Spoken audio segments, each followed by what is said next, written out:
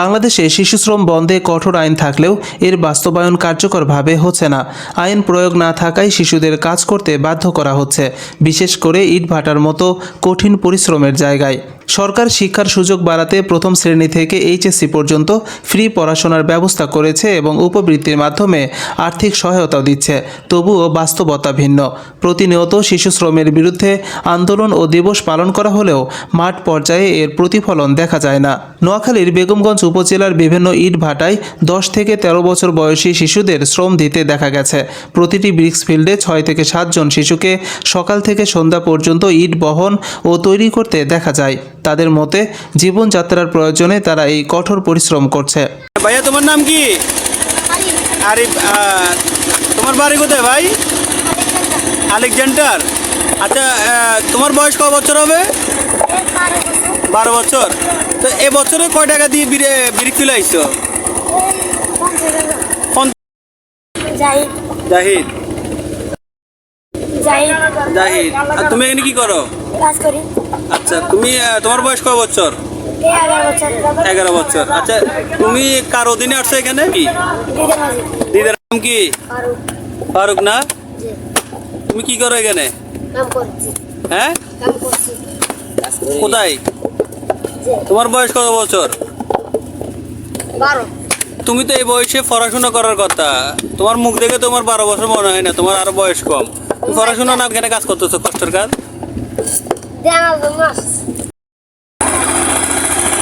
এই তোমার নাম কি?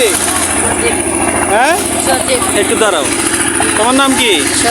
তুমি কি করো এখানে? হ্যাঁ, তোমার বয়স কত বছর? 13। হ্যাঁ, তোমার মাঝি কে? দিদার মাঝি। কয় হাজার টাকা নিয়ে আইছো? 60,000। আচ্ছা, কমার ধরে করতেছে ব্রিক পিলে গাছ? 3-4 মাস। তোমার বয়স কত? 12-13 না? আচ্ছা, তুমি তো এই বয়সে পড়াশোনা করার কথা, তুমি ব্রিক পিলে কেন কাজ করতেছো? হ্যাঁ, আব্বু আমার ঘরে খিস্তে লাগে। তোমার বাড়ি কোথায়? নানুর বাড়ি কুলাম, দেশের বাড়ি বলা না? আচ্ছা, তুমি কয় হাজার টাকা নিয়ে আইছো? 40,000 টাকা। 40। তোমার মাদির নাম কি? জামাল মাদি। আচ্ছা। বেগমগঞ্জের মধুপুর ইউনিয়নের গোপালপুরের মেসার্স NBM নাওফিল ব্রিক্স, বারৈচতল, বাংলা বাজারের আহমদুল্লাহ ব্রিক্স সহ বিভিন্ন ইটভাটায় শিশুশ্রম চলছে। শিশুশ্রম বন্ধে প্রশাসনের ভূমিকা নিয়েও প্রশ্ন উঠেছে। বেগমগঞ্জ উপজেলা নির্বাহী কর্মকর্তা UNO মোহাম্মদ আরিফুর রহমানের সাথে এ বিষয়ে কথা বলতে বারবার ফোন করলেও তিনি সাড়া দেননি। পরে নোয়াখালী জেলা প্রশাসক খন্দকার ইশতিয়াক আহমেদের সঙ্গে যোগাযোগ করা হলে তিনি বলেন, হ্যাঁ স্যার, আমি জাতীয় দৈনিক সরজমিন বার্তা নোয়াখালীর প্রতিনিধি মুজাহির ইসলাম নাইম বলতেছি। স্যার, ওই যে গতকাল আমরা 4 জন প্রতিনিধি, নোয়াখালী জেলা প্রতিনিধি আপনার ওই যে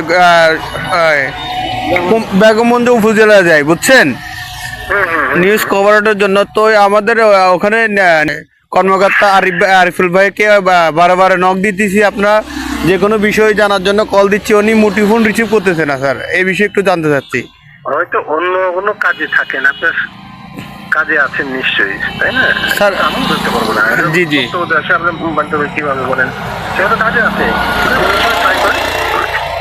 জি স্যার, আমরা বিভিন্ন সময় আপনার ওই যে 4-5 জন মানে 4-5টা করে কল দিছে আপনার, মানে সময়টা উলট পালট করে। হতে পারে না, এটা তো আপনি ইউনো সাহেবরা তো বিভিন্ন ইয়েতে থাকে, হ্যাঁ, জি জি, মোবাইল কোর্টে থাকে, ব্যস্ত থাকে, ঠিক আছে, আপনাদের কাজগুলোই থাকে।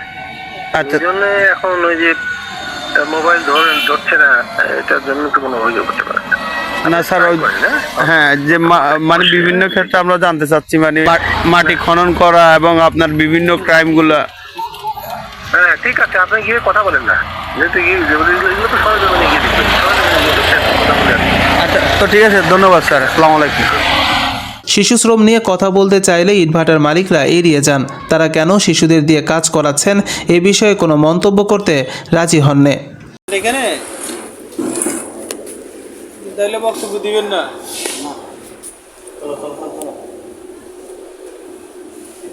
নাম কি?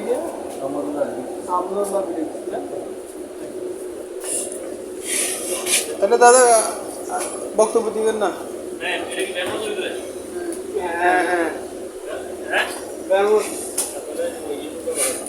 শিশুশ্রম বন্ধে শুধুমাত্র আইন থাকাই যথেষ্ট নয়, এর যথাযথ প্রয়োগ নিশ্চিত করতে হবে। ইটভাটার শিশু শ্রমিকদের বঞ্চনার চিত্র প্রশাসনের নজরে আনা হলেও কার্যকর ব্যবস্থা না নেওয়া হতাশাজনক। প্রশাসন, মালিক ও শ্রমিকদের সচেতনতা ছাড়া শিশুশ্রম বন্ধ করা সম্ভব নয়।